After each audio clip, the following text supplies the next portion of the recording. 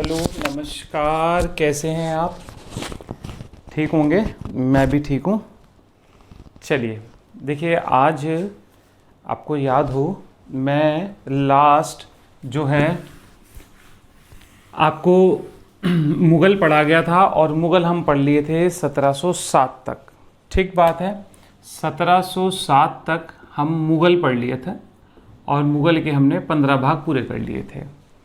बस मैं अब आपको यहीं से आगे ले चलूँगा और अब क्या होगा, इतिहास में कई समानांतर इतिहास की धाराएं बहेंगी और मैं आपको उनसे अवगत कराऊंगा और साथ साथ उनके साथ में पैरेलल में कैसे संबंध हैं समानांतर राज्यों के, वो मैं आपको अध्ययन कराऊंगा।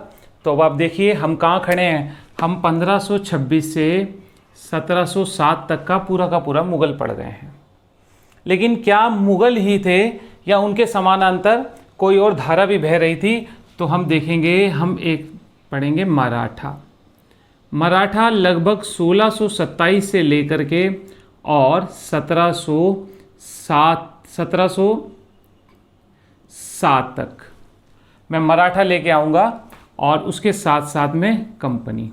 देखिए, विदेशी हमारे यहाँ व्यापार करने के लिए आ चुके हैं। मैंने आपको बताया था मुग़ल काल का पूरा पढ़ाया, कला, स्थापत्य कला, चित्रकला, संगीत कला, व्यापार, वाणिज्य। तो मुग़ल काल जो है एक क्लासिकल एरा कहलाता है भारतीय इतिहास का। तो यहाँ पर व्यापार वाणिज्य अपनी प्रगति पर था, तो जिससे विदेशी आकर्षित होकर व्यापार करने आ रहे हैं। और व्यापारियों में आप देखेंगे कौन आएंगे, पुर्तगाली, डच,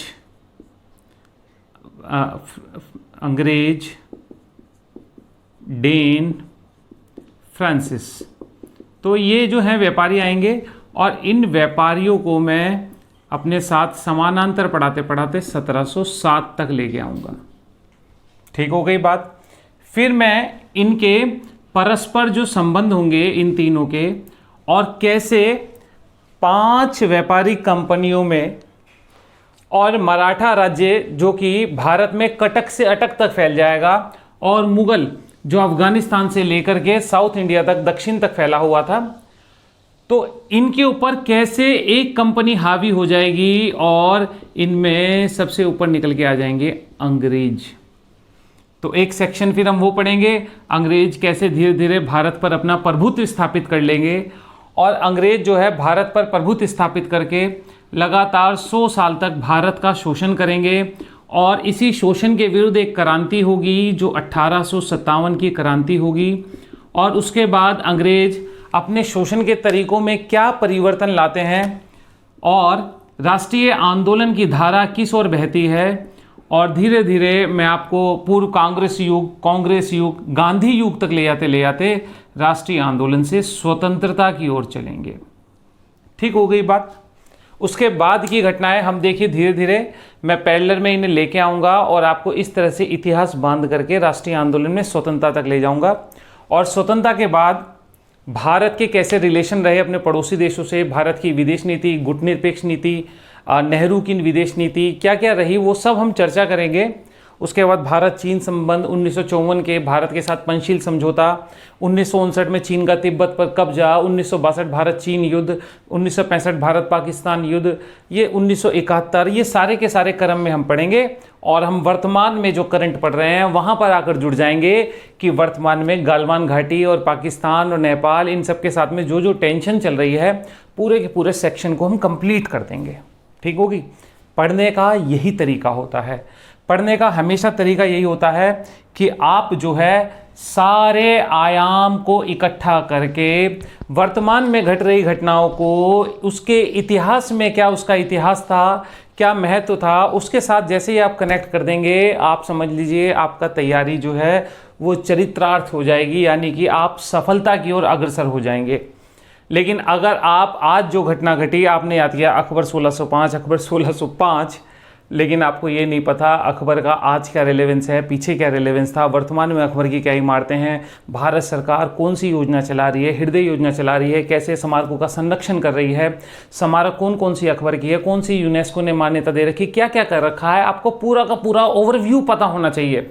तब जाकर के आपकी तैयारी पूरी होती है। राष्ट्रीय आंदोलन में क्या योगदान रहा, राष्ट्रीय आंदोलन के बाद भारतीय संविधान निर्माण में क्या क्या भूमिका, किस किस की क्या क्या भूमिका रही, क्या भारतीय संविधान है, उस समय क्या था, क्या संशोधन हुए, वर्तमान में किस अवस्था में खड़े हैं हम, ये सारा का सारा ही आपका जनरल स्टडी है। ठीक हो गई बात।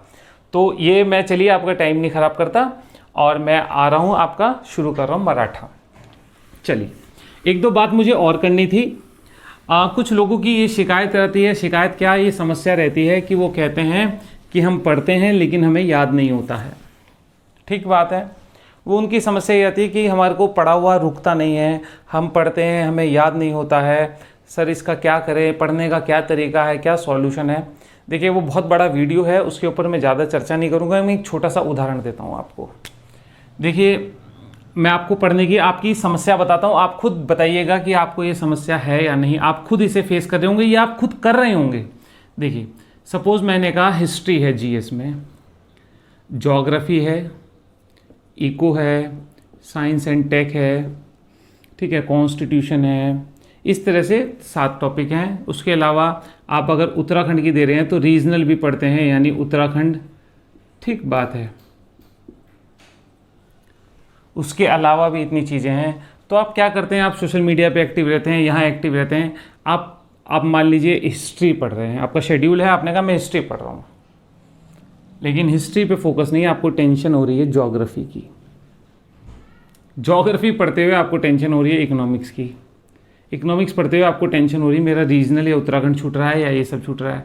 कहेंगे संविधान भी मेरा बहुत दिन हो गए रिवीजन नहीं करा, ये सारी की सारी चीज़ें, साइंस टेक भी नहीं हुआ, फलानी चीज़ है, ढिकानी चीज़। तो आप क्या करेंगे, आपकी जो ऊर्जा बन रही थी शरीर में, जिसका उपयोग आपको क्या करना चाहिए था, अपनी सफलता की ओर करना चाहिए था, उसको आपने क्या किया, ना तो यही याद करने में लगाया, ना ये याद करने में, ना ये याद करने में, ना ये, बल्कि ये सोचने में लगा दिया कि मेरा क्या क्या छूट रहा है। अब क्या क्या छूट रहा है, जैसे ये शब्द जब आपके मानस पटल पर अंकित हो जाएंगे तो आपके मन में अंदर से क्या, देखिए कोई जैसा बीज बोओगे वैसा ही पेड़ निकलेगा। अगर आपने मन में बीज क्या बोया, आपने मन में बीज बोया मेरा तो उत्तराखंड भी छूटा पड़ा है, मेरा तो सिलेक्शन नहीं होगा, मेरी हिस्ट्री भी कमज़ोर है, मेरा ये भी छूट रहा है, मैं ये कैसे करूँगा। तो आप कैसे बीज बो रहे हैं, आप नकारात्मक बीज जो हैं अपने मन में बो रहे हैं। तो आप मुझे बताइए, तो आपका जो पेड़ हो निकलेगा वो किस रूप में निकलेगा, नकारात्मक निकलेगा या सकारात्मक निकलेगा? वो हमेशा नकारात्मक निकलेगा। तो आपको क्या करना है, आप सारी दुनिया को भूल जाइए। आपको पता था लॉकडाउन होगा, 3 महीने आप क्या करेंगे, सब काम धंधे बंद हो जाएंगे। जो लोग सोच रहे थे हम दिन रात काम कर रहे हैं, हम दुनिया भर का पैसा कमा रहे हैं, सब जीरो हो गए, घर आके बैठ गए, दाल रोटी पे आकर सिकुड़ के रहेगी दुनिया।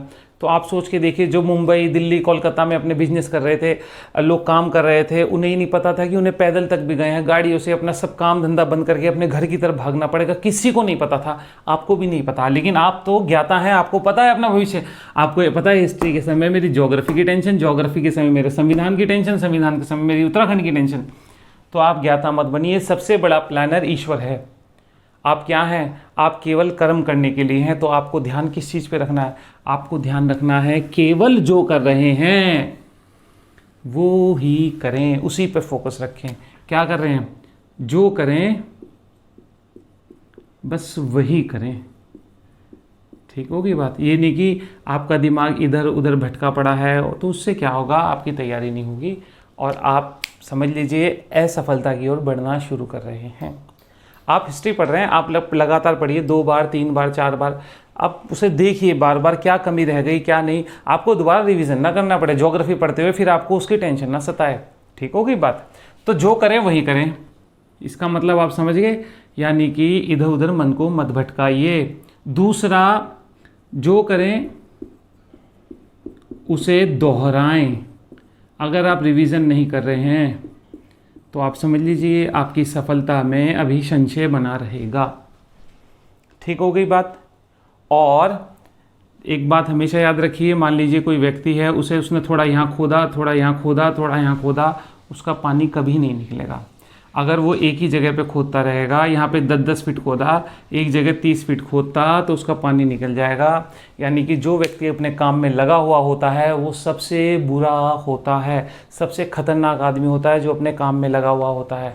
याद रखिएगा, आपको दशरथ मांझी का बात याद होगी, अगर कोई आप जैसा देखता उसे, हमारे जैसा, तो वो कहता कि ये पहाड़ नहीं कटेगा, लेकिन वो छीनी हथौड़े से पूरा पहाड़ काट कर गिर दिया। कैसे गिर दिया? क्योंकि वो लगा हुआ था और एक ही जगह पे ठुकर ठुकर कर रहा था।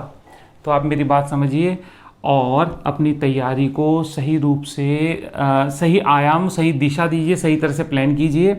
ठीक हो गई बात? चलिए मैं अब शुरू कर रहा हूँ टॉपिक, इतना बहुत था। चलिए आ जाइए मेरे साथ और हम शुरू कर रहे हैं मराठा। ठीक है जी, मराठा। देखिए 17वीं सदी की अगर जो मैं बात करूं, आप जानते हैं औरंगजेब जब गद्दी पर बैठा था तो वो 1659 में गद्दी पर बैठा फाइनली। 17वीं सदी हो गई इसका मतलब। तो 17वीं सदी में जब वो गद्दी पर बैठा तो अपने भाइयों को मार करके, हमने पढ़ा था बहादुरगढ़, धर्मत, सामूगढ़, खंजवा, देवराय, विभिन्न युद्धों में अपने भाइयों को पराजित करने के बाद वो उसने अंततः गद्दी प्राप्त की थी। फिर हमने क्या पढ़ा? हमने ये पढ़ा कि औरंगजेब जो है राजपूतों से संबंध खराब होंगे, राजपूतों से संबंध बिगाड़ लेगा। आप कहेंगे कैसे? मैं आपको दोबारा बताता हूँ।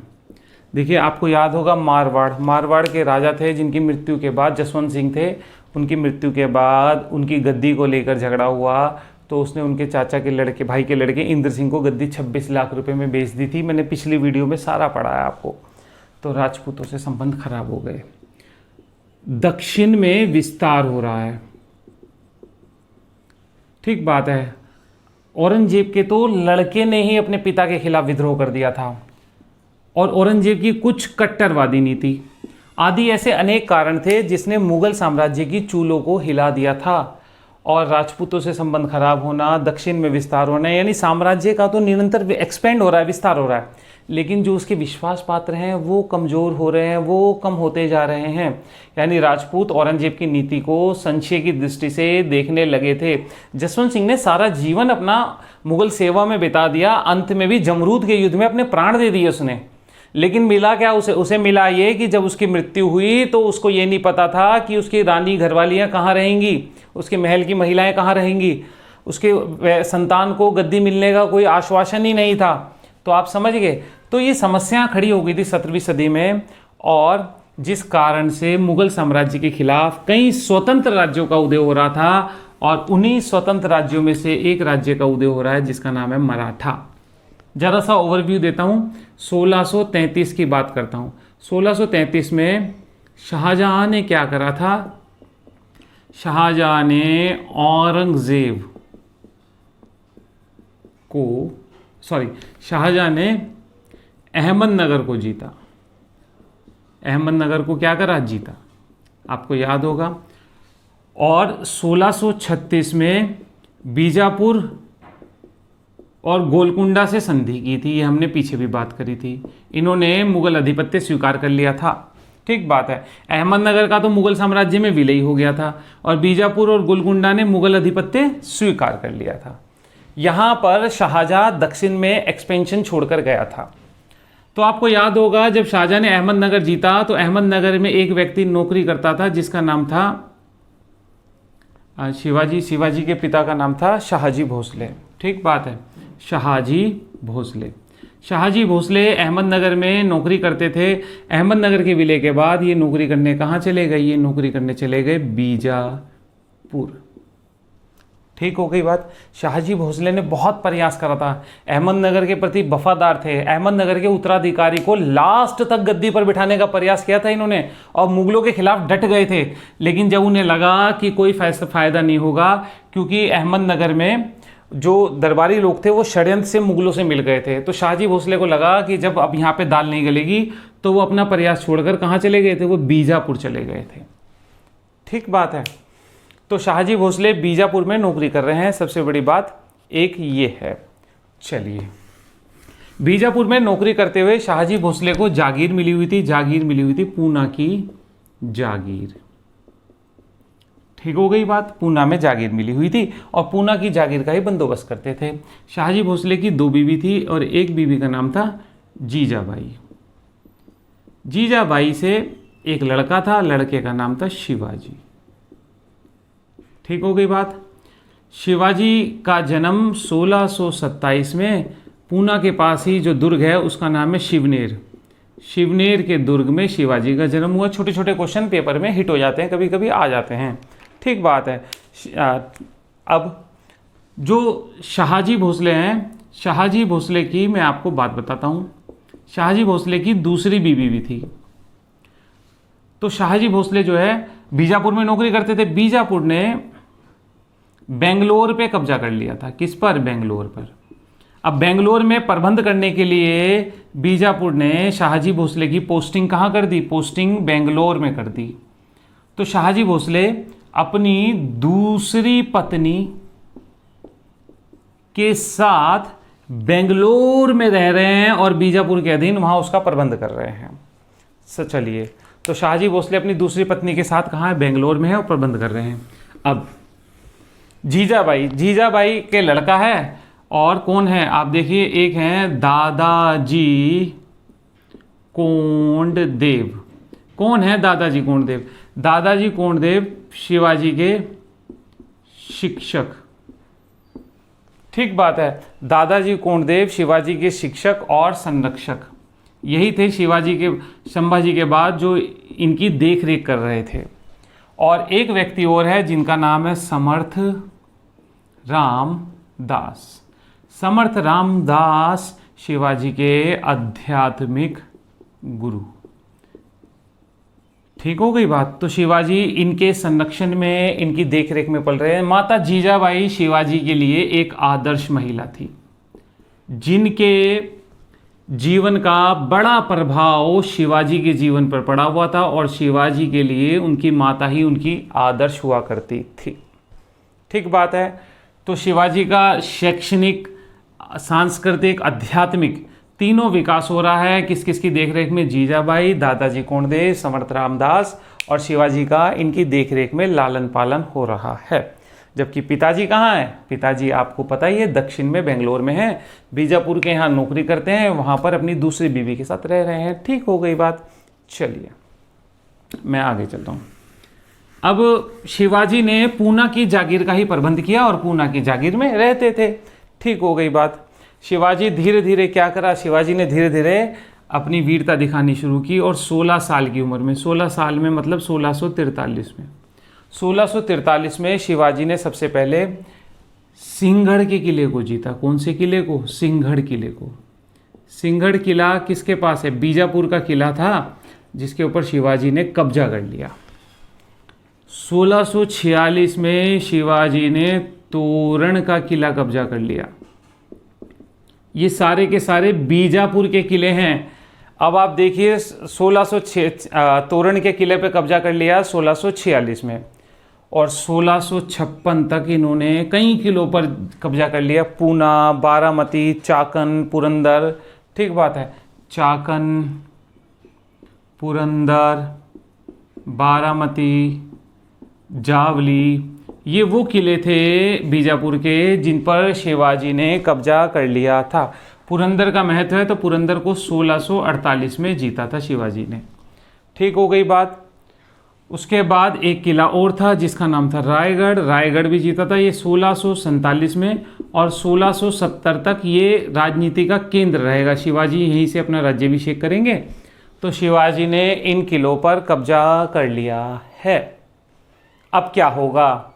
आप जानते हैं कि जो लड़का बीजापुर के किलों पर कब्जा कर रहा है उसके पापा कहाँ नौकरी कर रहे हैं? बीजापुर में, और बीजापुर के ये किले हैं। तो आप जानते हैं कि स्पष्टीकरण तो मिलेगा। कई बार शिवाजी के पिता संभाजी से पूछा गया और स्पष्टीकरण मांगा गया कि आपका पुत्र, आप हमारे यहाँ नौकरी करते हैं और आपका पुत्र हमारे खिलाफ ही कार्रवाई कर रहा है और हमारे किलों को जीत रहा है।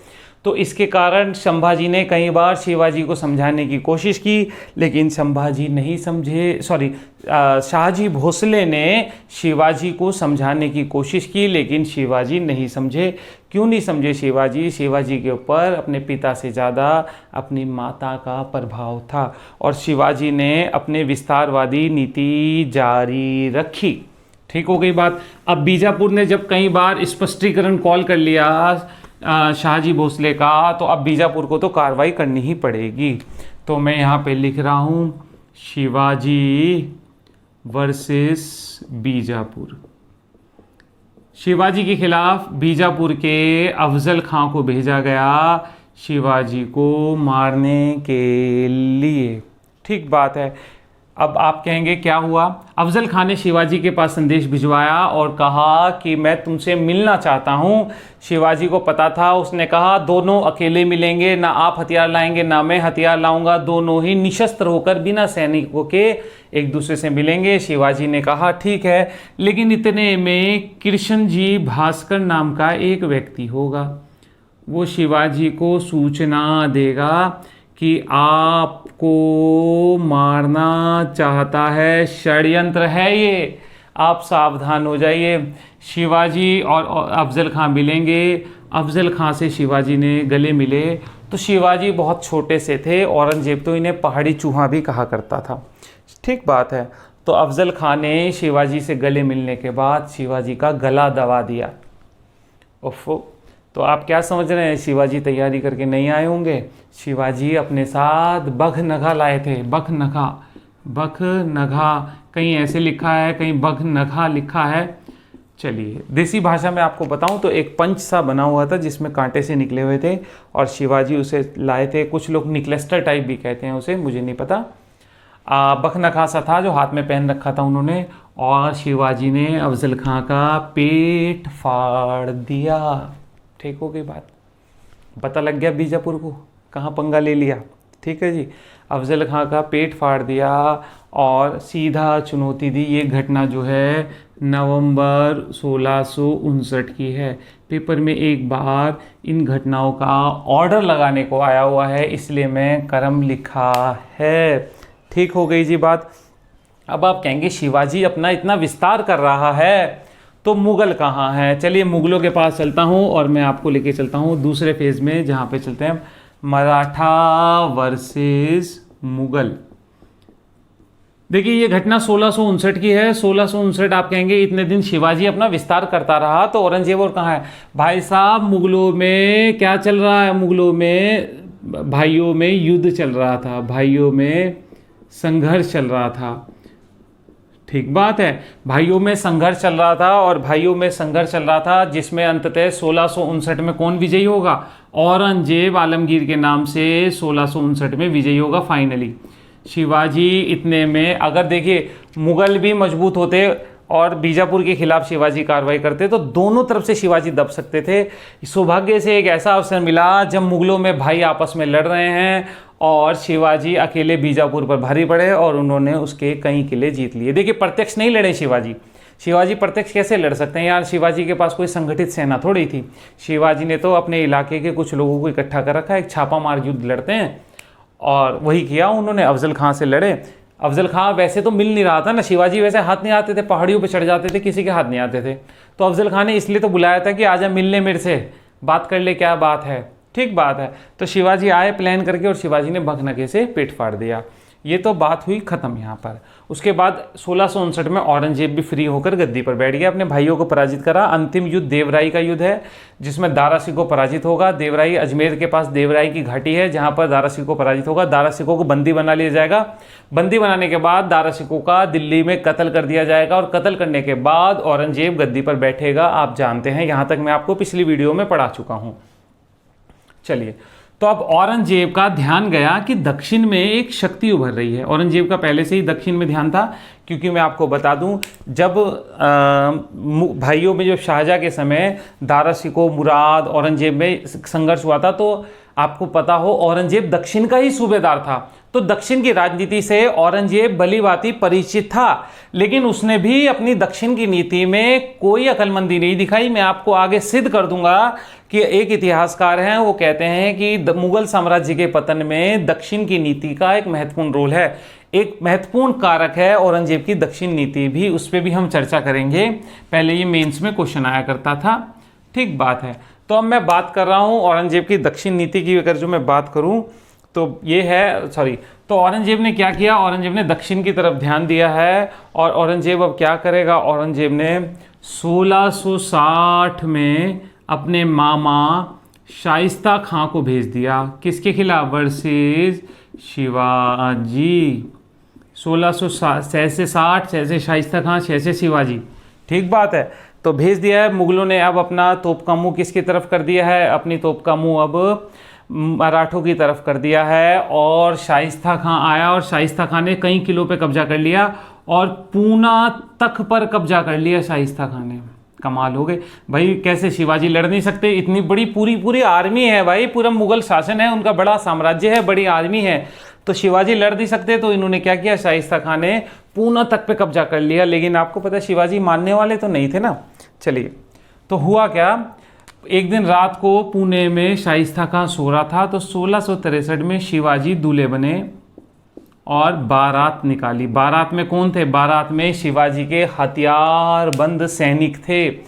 और ये बारात लेकर निकले और जैसे ही पुणे में शाइस्ता खां के महल के पास पहुंचे और इन्होंने शाइस्ता खां पे रात को हमला कर दिया। छापामार युद्ध, शाइस्ता खां पे हमला कर दिया। लड़ना है शिवाजी को, जीतना भी है, लड़ना भी है, भले कितनी बड़ी आर्मी हो। तो बड़ी आर्मी है तो लड़ने का तरीका बदल दिया उन्होंने, बस यही तो किया है, लड़ने का तरीका बदल दिया है। उन्हें पता है प्रत्यक्ष लड़ूंगा तो मैं मारा जाऊंगा। आप यहां पर एक बात नोटिस करिएगा, मराठे छापामार युद्ध से ही साम्राज्य खड़ा करेंगे और बाद में पानीपत के युद्ध में एक बार ये प्रत्यक्ष लड़ पड़ेंगे और वहीं मराठा साम्राज्य का पतन हो जाएगा। खैर छोड़िए, तो 1663 में शाइस्ता खां रात को सो रहा था, रात को हमला हो गया। उन्होंने कहा भाई क्या आफत आ गई? ठीक बात है, आफत तो आई गई भाई। शाइस्ता खां जान बचाकर भागा। अब देखिए शाइस्ता खां जान बचाकर भागा, कहते हैं शिवाजी ने शाइस्ता खां का अंगूठा काट लिया। ये अंगूठा नहीं कटा है शाइस्ता खां का, ये औरंगजेब के गिरेबान पे हाथ डाला है शिवाजी ने। आप समझ गए, पूरी की पूरी मुगल साम्राज्य के ऊपर क्या डाला है शिवाजी ने? गिरेबान पे हाथ डाला है। ठीक हो गई बात। चलिए अब मैं आगे चलता हूँ। आपने सोचा शिवाजी ने जोश में आकर के लूट लिया, जोश में आकर के शाइस्ता खां पर हमला कर दिया। 1663 की ये घटना है, तो आप गलतफहमी में हैं।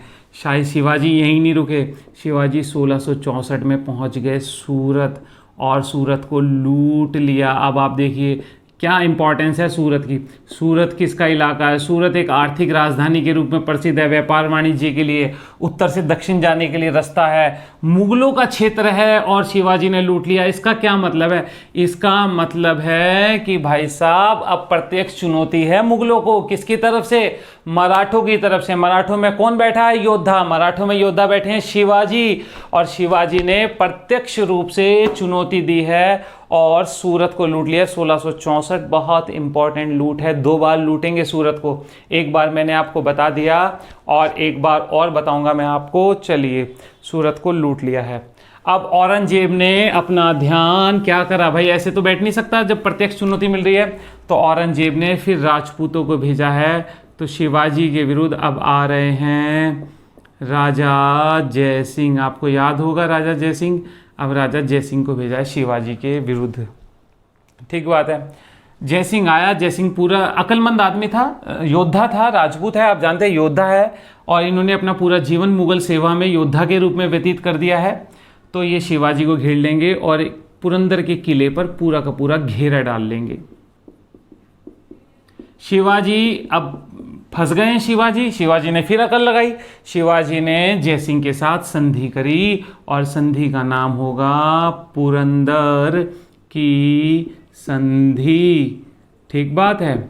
कब हो रही है? 22 जून 1665 को पुरंदर की संधि हो रही है। किस किस के बीच में? शिवाजी वर्सेस शिवाजी प्लस मुगलों के बीच। मुगलों में कौन आया हुआ है? राजा जयसिंह आए हुए हैं।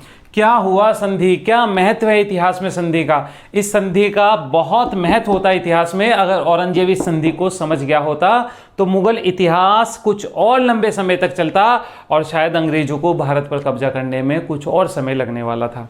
लेकिन पुरंदर की संधि का महत्व देखिए, शर्तों को आप समझिए। शिवाजी के पास 35 किले थे, मैंने आपको बताया लगातार किले जीत रहे थे। 35 में से 23 किले शिवाजी ने मुगलों को दे दिए। इनसे कितनी आय होती थी? 4 लाख हूण। हूण सिक्का चलता था दक्षिण में, हूण की आय होती थी, वो दे दिए। चलिए, नंबर 2, शिवाजी के पुत्र संभाजी को 5000 का मनसब मिला। ठीक बात है, 5000 का मनसब मिला। किसे? शिवाजी के पुत्र संभाजी को। ठीक हो गई बात। तीसरा, दक्षिण के आक्रमण में मराठे मुगलों का साथ देंगे। आप देखिए इस पॉइंट को आपको देखना चाहिए, आईएएस में ये क्वेश्चन भी पूछा था।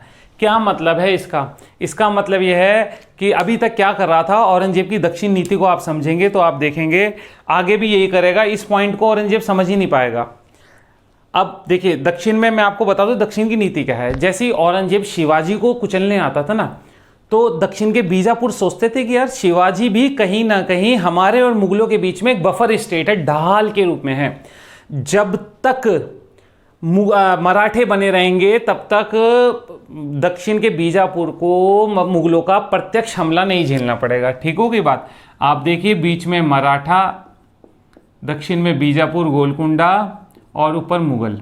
अगर मुगल दक्षिण में हमला करेंगे तो बीच में कौन आ जाएंगे? मराठे आ जाएंगे। तो बीजापुर भी नहीं चाहता था कि मराठों को कुचला जाए, तो मराठों को कहीं ना कहीं बना के भी रखना चाहता था वो। ठीक बात है। अब जैसे ही मुगल मराठों को घेर लेते थे, शिवाजी भाग करके बीजापुर के राज्य में घुस जाते थे। ठीक है। अगर मुगल बीजापुर के खिलाफ आते तो शिवाजी रास्ते में लूटपाट करते थे अपनी सेना से मराठे।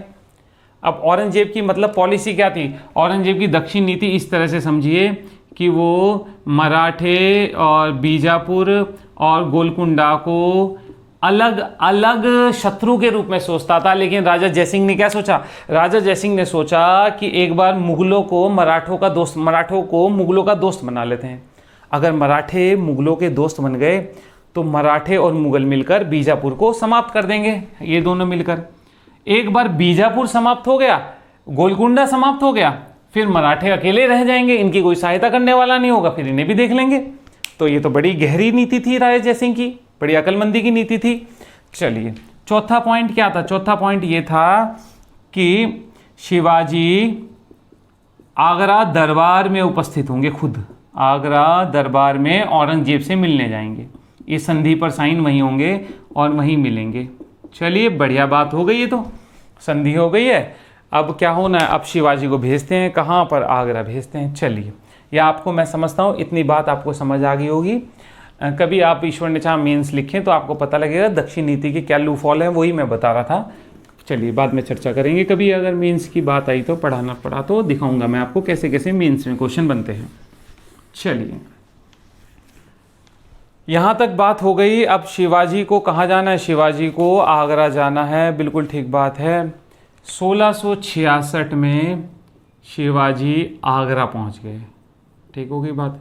देखिए महल में औरंगजेब का बर्थडे मनाया जा रहा था, ऐसे लिखा है किताबों में। महल में औरंगजेब का दरबार में बर्थडे सेलिब्रेशन हो रहा था। अब औरंगजेब का बर्थडे सेलिब्रेशन हो रहा था। शिवाजी ने सोचा, शिवाजी क्या कल्पना कर रहे थे? शिवाजी कल्पना कर रहे थे यार मुगल बादशाह खड़ा होकर गेट पे खड़ा होगा, तेरे लिए रेड कारपेट बिछा रखा होगा तेरे स्वागत में, और आकर के गले मिलेगा तुझे, और पता नहीं क्या क्या होगा, बस पूछो मत। बता आदमी ऐसी कल्पना करके गया कि मेरी बड़ी आओ भगत होगी। लेकिन हुआ क्या? हुआ ये, वहाँ ये पहुँचे और इन्हें साइड में बिठा दिया गया, साधारण मनसबदारों की साथ बिठा दिया गया, मनसबदार की तरह बिठा दिया गया। उफ़ो, साधारण मनसबदार की तरह बिठा दिया गया शिवाजी को। तो समस्या खड़ी हो गई। समस्या क्या खड़ी हो गई? शिवाजी जो है, इन शिवाजी को लगा कि तेरा अपमान हो गया है, और शिवाजी उत्सव के बीच से ही उठकर चल दिए। अब औरंगजेब को ये अच्छा नहीं लगा। उन्होंने कहा ये तो डेकोरम खराब हो गया, डेकोरम दरबार का जो नियम है उसके विरुद्ध हो गया, डेकोरम बिगाड़ दिया। तो उसने क्या करा? उन्होंने शिवाजी को बंदी बना लिया। ठीक बात है। और शिवाजी को आगरा के जयपुर भवन में रखा गया, जयपुर भवन में कैद कर दिया गया। अब आप समझ गए कहाँ गई पुरंदर की संधि? पुरंदर की संधि गई हवा में, हो गया काम खराब बस। अब पुरंदर की संधि का महत्व नहीं समझा औरंगजेब। तो अब यहाँ पर आप देखिए पुरंदर की संधि का महत्व नहीं समझा औरंगजेब, और शिवाजी को बंदी बना लिया है। अब शिवाजी कैद में है, वहाँ से निकल नहीं सकते, तो शिवाजी ने भी कुछ ना कुछ प्लान बनाया। तो शिवाजी ने औरंगजेब को पत्र लिखे कि भाई अपनी गलती मानी उन्होंने, कि मैं गलती मानता हूँ मैंने जो किया। तो औरंगजेब ने भी कहा चलो ठीक है, और औरंगजेब ने शिवाजी को राजा की उपाधि दी और मुक्त हो गए शिवाजी। अब शिवाजी जो है मुगल कैद से मुक्त होकर के वापस आ रहे हैं दक्षिण में। मैं इसे मिटो रहा हूँ। चलिए, शिवाजी दक्षिण में वापस आ रहे हैं मुगल कैद से मुक्त होने के बाद। अब शिवाजी क्या करेंगे? शिवाजी धीरे धीरे, अब चुनौती क्या है, अपने किले भी दे दिए भाई, कोई लाभ भी नहीं हुआ, सम्मान भी नहीं मिला, अपने किले पुनः जीतने का प्रयास करेंगे। क्या करेंगे? पुनः जीतने का प्रयास करेंगे। ठीक हो गई? शिवाजी अपने किले पुनः जीतने का प्रयास करेंगे। और मैं सेकंड फेज में चल रहा हूँ। 1670 मुगल मराठा संघर्ष। ठीक हो गई बात? मुगल मराठा संघर्ष पे चल रहा हूँ। शिवाजी ने अपने किले जीतने शुरू करे, कोंडाना को जीता, और कोंडाना का नाम क्या रखेंगे? ये सिंहगढ़ रखेंगे। ठीक हो गई बात? अब शिवाजी दोबारा किलों पर कब्जा करते जा रहे हैं, धीरे धीरे अपना विस्तार कर रहे हैं। और 1670 में जाकर शिवाजी ने फिर शुरू कर दिया और जा कर के लूट लिया किसे? सूरत को। दूसरी बार लूट हो रही है। पिछली बार कब लूटा था? 1664 में लूटा था। अब क्यों लूटा 1670 में? किसका है ये? मुगलों का है भाई। पता लग गया शिवाजी, अब शिवाजी को पता लग गया कि मुगलों पर विश्वास नहीं करना है, अपना साम्राज्य विस्तार करना है और अपनी चुनौती देनी है, यानी कि संघर्ष तो होना ही होना है। चलिए, 1674 में शिवाजी रायगढ़ में अपना राज्याभिषेक करेंगे। कहाँ पर? रायगढ़ के किले में क्या करेंगे? राज्याभिषेक। अब देखिए, मैं आपको एक बात बताया तो महाराष्ट्र के लोग जो हैं शिवाजी को ऊंची जाति का नहीं मानते थे, इसलिए शिवाजी का सपोर्ट कम था लोगों में। तो वहाँ के ब्राह्मणों ने शिवाजी का राज्याभिषेक करने से मना कर दिया था। तो शिवाजी ने क्या करा? गंगा भट्ट को बुलाया। गंगा भट्ट कहाँ थे? वाराणसी में थे। लेकिन थे कौन? थे ये मराठी ब्राह्मण को बुलवाया और इन्होंने शिवाजी का राज्याभिषेक करा है। ठीक हो गई बात? दूसरी बात, जिस वर्ष शिवाजी का राज्याभिषेक हुआ उसी वर्ष जीजाबाई की मृत्यु हो गई, शिवाजी की माता की। अब ये तो बड़ा अपशकुन सा हो गया। तो शिवाजी अपना दूसरा राज्याभिषेक कराएंगे निश्चल गोसाई से कराएंगे। कैसे कराएंगे? तांत्रिक विधि से कराएंगे। भाई कोई अपशकुन है तो वो दूर हो जाए। तांत्रिक विधि से अपना दूसरा राज्याभिषेक कराएंगे निश्चल गोसाई से। ठीक बात है? चलिए, ये वाला फेज पूरा हो गया। मैं आपको एक दो चीज़ और बता देता हूँ। देखिए, आपको एक चीज़ पता होना चाहिए। एक जंजीरा द्वीप है, जंजीरा द्वीप के जो हैं सिद्धि हैं। जंजीरा के कौन है? सिद्धि हैं। ठीक हो गई बात? जंजीरा के सिद्धि लूटपाट करते हैं। इनसे टक्कर लेने के लिए शिवाजी ने नौसेना भी बनाई थी। शिवाजी ने नौसेना बनाई थी। अब आपसे पूछे नौसेना बनाई थी तो किसके नेतृत्व में बनाई थी? पेपर में क्वेश्चन आया। दरिया सारंग के नेतृत्व में अपनी नौसैनिक बेड़ा बनाया था जंजीरा के सिद्धियों को कंट्रोल करने के लिए। ठीक हो गई बात? चलिए, उसके बाद शिवाजी ने 1677 में कर्नाटक पर आक्रमण किया। कर्नाटक आक्रमण, ये शिवाजी का अंतिम आक्रमण है। आपसे पूछे अंतिम कहाँ हुआ था, तो अंतिम है कर्नाटक पर। इसी आक्रमण के समय शिवाजी जिंजी तक चले जाएंगे। कहाँ तक? जिंजी तक। आपसे पूछे जिंजी कहाँ है, तो मैं कहूँगा जिंजी वर्तमान तमिलनाडु में है, और इसे जिंजी को दक्षिण की राजधानी बनाएंगे। ठीक हो गई बात? जिंजी को दक्षिण की राजधानी बनाएंगे, जिंजी के किले को। ठीक है? और 12 अप्रैल क्या करना, 1680 में शिवाजी की मृत्यु हो गई। ठीक हो गई बात? तो आप देख सकते हैं मैंने शिवाजी का जितना संघर्ष था वो मैंने आपको सब बता दिया। रहते हैं शिवाजी का प्रशासन। पहले मैं आगे तक ले चलता हूँ, फिर मैं आपको प्रशासन पे डिस्कस करूँगा। चलिए, देखिए, शिवाजी की अब मृत्यु हो गई। अब शिवाजी की भी 2 पत्नी थी। ठीक बात है? पहली पत्नी थी, जो बड़ी पत्नी थी, उसका नाम था साईबाई। क्या नाम था? साईबाई। ठीक हो गई बात? साईबाई से जो पुत्र था उसका नाम था संभाजी। ये बड़ा घमंडी और विलासी व्यक्ति था। कैसा था? घमंडी था और विलासी था। ठीक बात है। शिवाजी ने इसे कैद भी करके रखा, कैद कर रखा था। कैद कहाँ? पन्हाला के दुर्ग में। पन्हाला के दुर्ग में, ये भी शिवाजी का दुर्ग है जहाँ पर इसे कैद कर रखा था। खैर, अब शिवाजी की बड़ी पत्नी से पैदा हुआ लड़का है ये, तो गद्दी पर अधिकार इसी का बैठता है। ये बैठेगा 1680 में गद्दी पर बैठ गया, 80 से 89। और इसका सहयोगी जो था वो था कवि कलश। यही इसका गलत गलत सलाह दिया करता था, कवि कलश। ठीक हो गई बात। देखिए 1681 में औरंगजेब के खिलाफ उसके लड़के अकबर ने विद्रोह किया। ठीक हो गई बात। 1681 में अकबर विद्रोह करेगा, शहजादा अकबर, किसके खिलाफ? औरंगजेब के खिलाफ। मैं आपको पिछली वीडियो में पढ़ा चुका हूं। यहां से अकबर कहां जाएगा? मारवाड़। मारवाड़ में मैंने आपको बताया था वहां झूठी चिट्ठी गिरवा देगा औरंगजेब, तो मारवाड़ से इसे सहयोग नहीं मिलेगा, तो अकबर मारवाड़ से कहां आ जाएगा? दक्षिण में आ जाएगा। अब दक्षिण में आएगा तो इसी का पीछा करते हुए औरंगजेब आ जाएगा दक्षिण में मराठों के विरुद्ध। तो अब मैं उसी की बात कर रहा हूं। ठीक होगी बात। अपने लड़के का पीछा करते हुए औरंगजेब सेना लेकर आ जाएगा। तो अब यहाँ पर हो रहा है मराठा वर्सेस औरंगजेब 1689। इसमें क्या होगा? मराठा पराजित हो जाएंगे। अब औरंगजेब यहाँ पर ना एक भूल कर देगा। मैंने आपको कहा कि अभी शिवाजी या उसके परिवार को पूरी मराठा जनमानस का समर्थन नहीं था। कुछ वर्गों के लोग थे जिनको इकट्ठा करके सेना बना रखी थी, लूटपाट करते थे, छापामार युद्ध करते थे। पूरी आम जनता का सपोर्ट नहीं था। लेकिन शिवाजी क्या औरंगजेब क्या करेगा? औरंगजेब 1689 में संभाजी की हत्या कर देगा और कवि कलश की। भाई साहब, आम जनमानस के सामने संभाजी की हत्या, मराठों के मुंह पर, आम जनता के मुंह को ऐसा लगेगा जैसे हमारे इलाके में आकर तमाचा मार दिया। अब औरंगजेब के खिलाफ जन आंदोलन शुरू हो जाएगा, यानी मराठा वर्सेस औरंगजेब। अब कहना चाहिए मराठा जनमानस वर्सेस मुगल आंदोलन शुरू हो जाएगा। ठीक बात है। तो देखिए संभाजी की हत्या कर दी, रायगढ़ पर कब्जा। रायगढ़ आप समझ गए कौन सा इलाका जहां पर शिवाजी ने अपना राज्याभिषेक किया था? रायगढ़ में किया था ना 1674 में। ठीक बात है। तो अब रायगढ़ पर क्या हो गया? रायगढ़ पर कब्जा हो गया है। ठीक हो गई बात।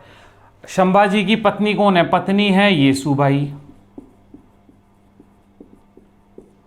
और संभाजी का पुत्र है जिसका नाम है शाहू। इन दोनों को मुगल कैद कर लेंगे। कहाँ ले जाएंगे? मुगल कैद में चले जाएंगे।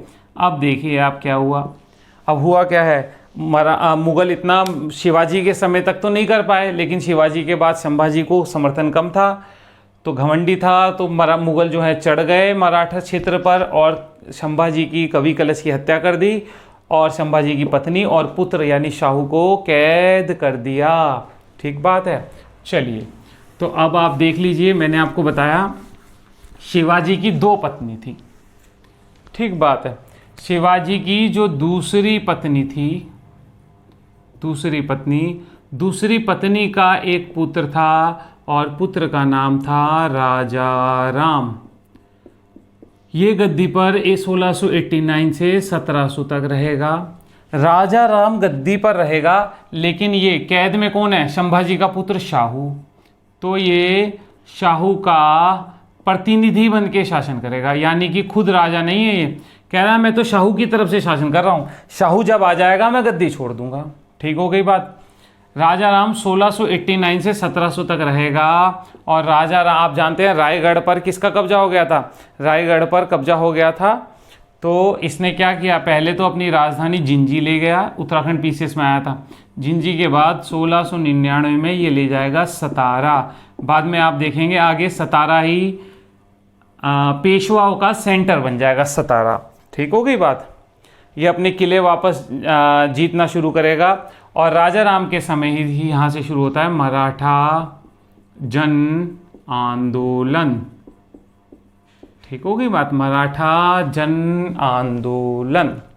चलिए, राजा राम की 1700 में मृत्यु हो जाएगी।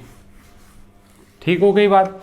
अब राजा राम की मृत्यु होने के बाद राजा राम की पत्नी थी जिसका नाम था ताराबाई। ताराबाई का एक लड़का था जिसका नाम था शिवाजी सेकंड। अब ताराबाई ने 1700 से 1707 तक गद्दी पर कब्जा कर लिया। राजा राम के बाद ये बैठी गद्दी पर और अब इसी कहने लगी कि मेरा लड़का बनेगा शासक, जबकि इसका जो पति था राजा राम कहा करता था मैं शिवाजी की पहली पत्नी के पुत्र संभाजी के लड़के शाहू के प्रतिनिधि के रूप में ये बैठा था। ये शाहू का प्रतिनिधि बन के बैठा था। किसका? शाहू का प्रतिनिधि। बस महिला को मूड में आ गया होगा कि भाई मेरा लड़का क्यों नहीं बन सकता, तो इसने कहा अब मेरा लड़का शासक बनेगा। ठीक बात है। मराठा वीरांगना कहलाती है ताराबाई। क्या है? मराठा वीरांगना। और ये अपने सभी किले वापस जीत लेगी मुगलों से, सभी किले वापस ले लेगी। तो आप देख सकते हैं ताराबाई मराठा वीरांगना है। रायगढ़, सतारा, सिंहगढ़ आदि सारे के सारे किले ये क्या करेगी? ये वापस ले लेगी। ठीक हो गई बात। तो आप देख सकते हैं मैं 1707 तक लाकर आपको छोड़ दिया है। ये एपिसोड मैंने जहाँ पर रोका है स्थिति आप देख लीजिए। ताराबाई 1707 में गद्दी पर बैठी हुई है। औरंगजेब की 1707 में मृत्यु हो जाएगी। शाहू कहाँ पे है और इसकी माता मुगलों के कैद में है। तो यहाँ से इनका संघर्ष शुरू होगा।